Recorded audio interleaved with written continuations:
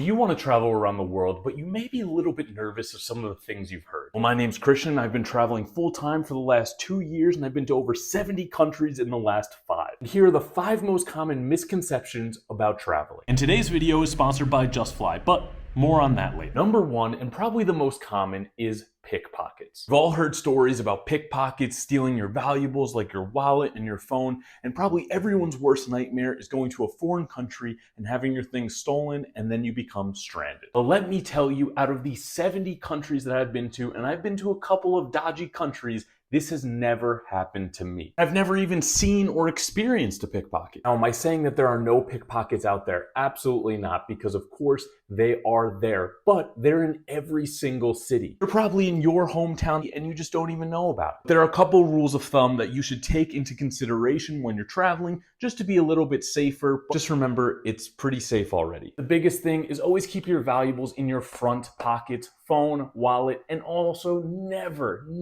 walk around with your passport. Something that I used to do when I first started traveling, and it was just a mistake. I was putting my passport in harm's way or liability. Just leave it at the hostel, at the hotel, put it in the safe if you want. It'll be way safer there. Another thing that I always do is I always tap my front pockets while I'm walking. It's just a habit of mine, but in my head, it just reinforces that my valuables are still there. And the most dangerous place for you to get pickpocketed is in a nightclub or a bar. I do know one girl where this happened to, but unfortunately, she had her phone in her back pocket in a nightclub, and that was just not a smart decision. Please do not worry about it. In the 70 countries I've been to, I have literally never lost or had anything stolen. Number 2, and this may be a very big surprise to you, is having to have health insurance to go to a country. Now, you may read this on a lot of websites and may have to purchase some before you travel, but this is entirely not true. I am speaking from experience here. Yes, I know the countries say on their website that you have to have health insurance before going,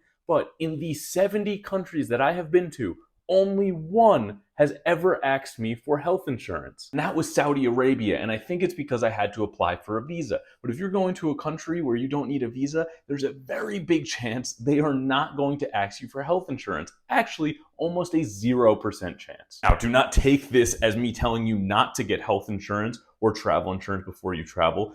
I did that for many years, and to be honest, it was a very dumb thing that I was doing. Travel health insurance is super cheap. I pay about $24 per month. I use Alliance, that is my health insurance while traveling.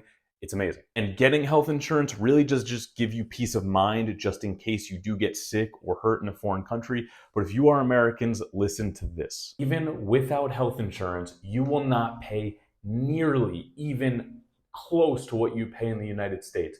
I spent overnight in a Moroccan hospital, got 4 different medications, 2 IVs, and I had 0 health insurance, and it came out to $31.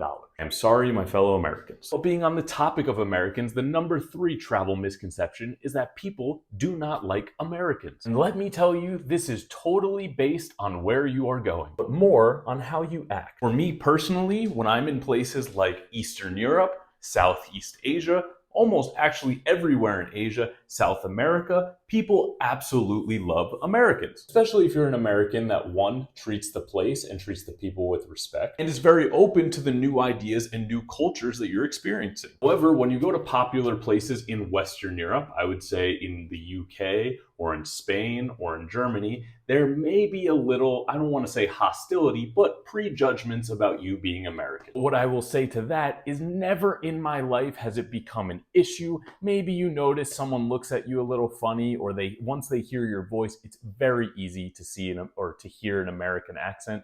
Maybe they get a little discontent, but I promise you, if you act and treat the place and the people with respect, the whole conception of we don't like Americans will dissipate and you will have a great time wherever you go. Number 4, and this is my favorite, tipping.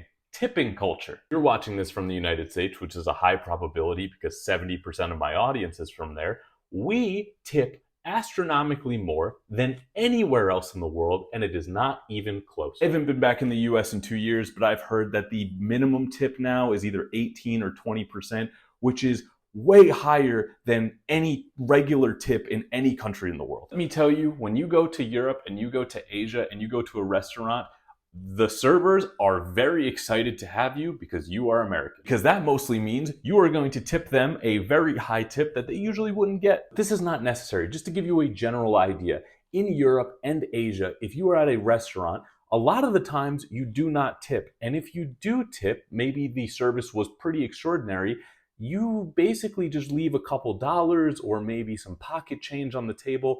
That's the norm. It is not normal to tip for things like getting a haircut or the Uber driver. For me, there are certain things that I will always tip really well for, and that specifically is tour guides. Trying to find the best flight deal, it is incredibly difficult, but that's why I use JustFly. JustFly has been an incredible partner and supporter of this journey around the world. We've worked with them many times and even have given away free flights. You can go on there and search from anywhere in the world that you want a flight. JustFly will give you almost every option to see if you differ prices, the cheapest day, the most expensive flight, shortest, longest, whatever you want to do.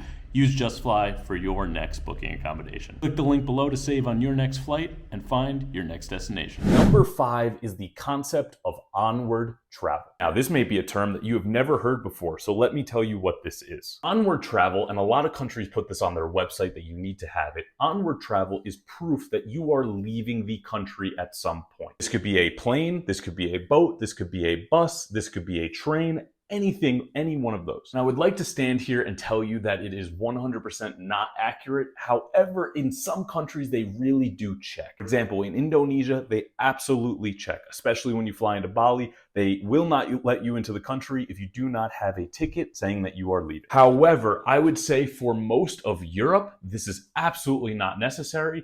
I've been to Europe many times now. I've explored almost all of the countries in Europe.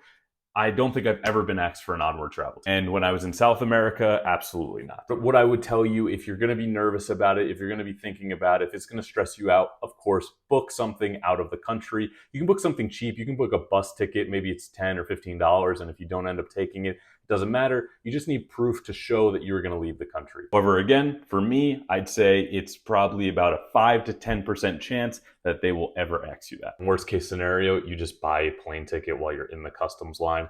Whenever you land in the airport, there's almost always free Wi-Fi, so you can do that. Is it going to take a little bit? Yes, but there is a way out of that situation. I would love to thank all the Patreon, Facebook, and Instagram subscribers. There's been a few new ones lately, and I really do appreciate you guys showing your support of the channel. With that being said, there will be a new video sometime soon, so I will see you then. Bye-bye.